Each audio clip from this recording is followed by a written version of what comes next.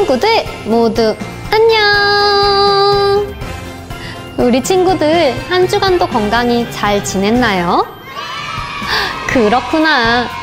전도사님도 건강히 잘 지내고 있어요. 우리 친구들, 우리를 지금까지 보호해 주시고 지켜주신 하나님께 감사하는 마음을 가지고 오늘도 멋진 모습으로 하나님께 예배 올려드릴까요?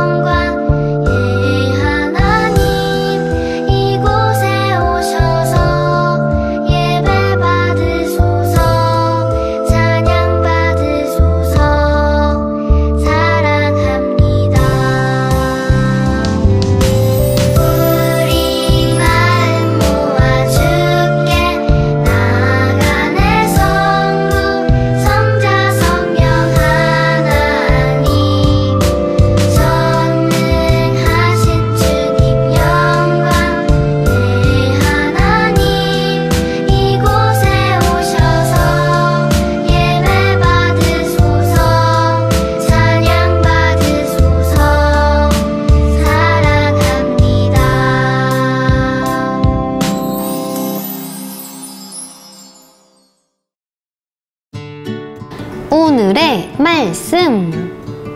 너희가 전에는 어둠이더니 이제는 주 안에서 빛의 자녀라. 빛의 자녀들처럼 행하라. 에베소서 5장 8절 말씀. 아멘. 어느 날 바울이 에베소 교회에 편지를 보냈어요. 여러분, 어둠 속에 사는 사람들처럼 살지 마세요. 여러분이 이렇게 어두운 곳에 산다면 어떨 것 같나요? 아주 무서울 거예요. 어둠 속에 사는 사람은 예수님을 믿지 않고 죄 지으며 사는 사람을 말해요. 이들은 다른 사람을 괴롭히고 욕심부리고 다른 사람의 물건을 몰래 가져가는 등 하나님이 기뻐하시지 않으시는 죄를 지으며 살아가요. 그러고는 그 죄를 들킬까봐 무서워해요. 또 벌을 받을까봐 무서워해요. 바울은 어둠 속에 사는 사람들처럼 살지 말라고 했어요. 예수님을 믿는 사람은 더 이상 죄 지으며 살면 안 된다는 뜻이에요. 바울의 편지는 이렇게 이어졌어요. 빛 가운데 사세요. 여러분이 이렇게 밝은 빛 가득한 곳에서 산다면 어떨 것 같나요? 우리를 무섭게 만드는 어둠이 없어서 마음이 아주 편할 거예요. 빛 가운데 사는 사람은 예수님을 믿고 하나님의 자녀가 된 사람을 말해요.